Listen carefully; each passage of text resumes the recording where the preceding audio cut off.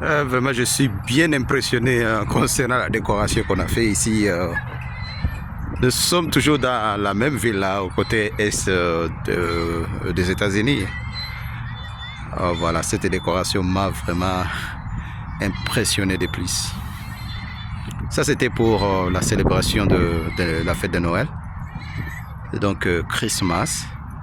Mais nous sommes dans la veille maintenant de la célébration de la fête de Noël. Je ne sais pas quelle est la forme ici aux États-Unis comparativement en Afrique. En Afrique, c'est une autre chose.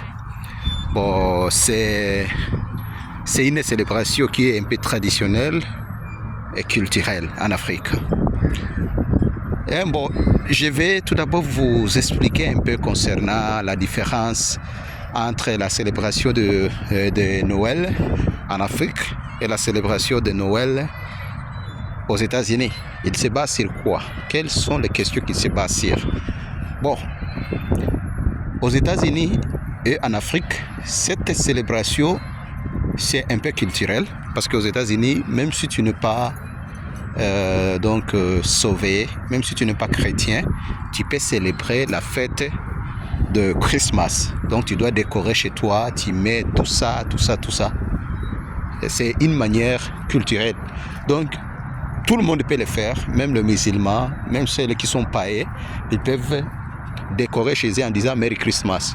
Donc ils ont conçu cette vision comme une fête culturelle. Donc c'est une fête américaine, je dirais. Mais en Afrique, vous verrez, il y a seulement le chrétien qui célèbre cette fête. Donc dans les églises, il y aura des décorations d'ici et là. Ils vont souhaiter, et donc les chrétiens vont souhaiter les uns les autres bonne fête de Noël. C'est ça la différence un peu. Donc en Afrique, c'est religieuse. Aux États-Unis, c'est culturel. Maintenant, pour la question de l'année et de Nouvel An, aux États-Unis, bon, c'est tout le monde presque.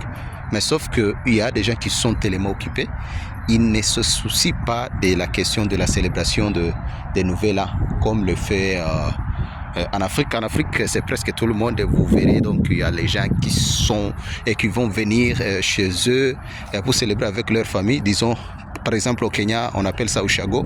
Ils vont quitter dans les grandes villes, disons par exemple à Nairobi, à Eldoret, à Nakuru, pour aller à Ushago, donc dans leur village natal, afin qu'ils puissent célébrer avec leurs membres de famille.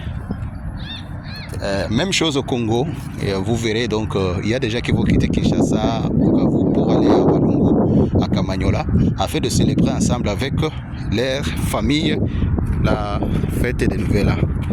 Ça, c'est une autre différence. Voilà.